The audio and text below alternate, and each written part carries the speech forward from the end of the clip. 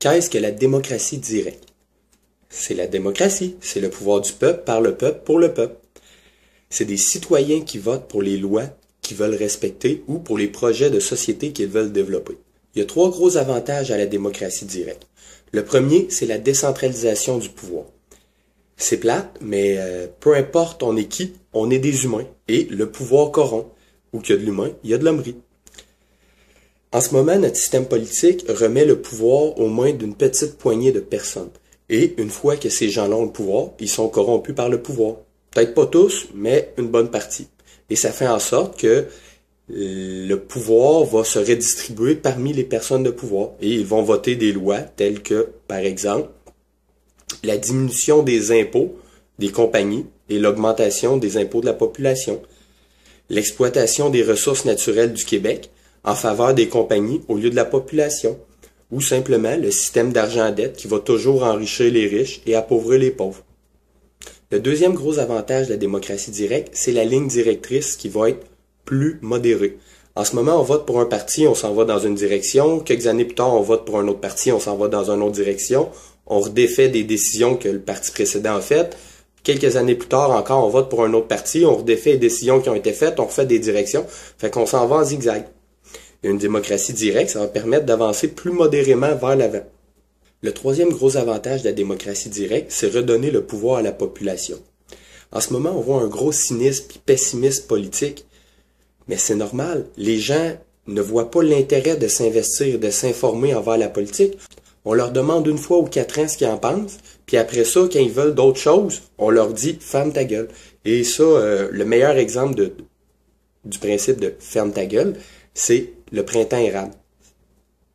C'était tellement antidémocratique tout ce qui s'est passé dans le printemps arabe, mais bon, j'en parlerai pas plus longtemps.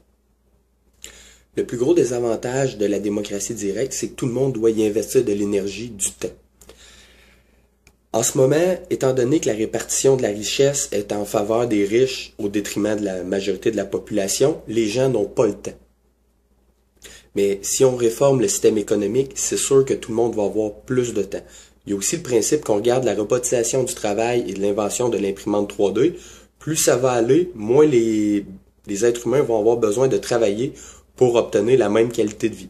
Mais ça, il faut s'assurer d'une bonne redistribution de la richesse. Si on ne fait pas une bonne redistribution de la richesse, les nouvelles technologies vont ne servir qu'aux riches, à l'enrichissement des riches, au détriment de la population.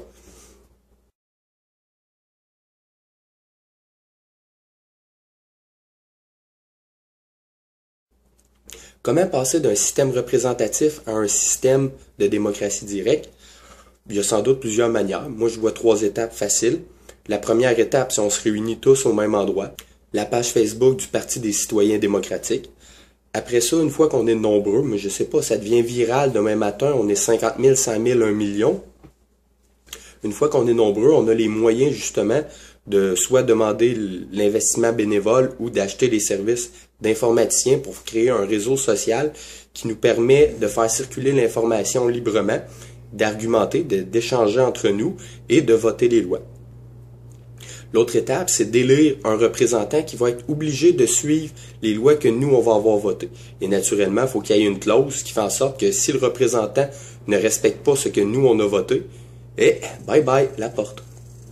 En terminant, je vous invite tous à joindre la page Le Parti des citoyens démocratiques. Si vous aimez l'idée, si vous aimez le mouvement, la meilleure chose que vous pouvez faire pour aider au mouvement, c'est de créer du matériel.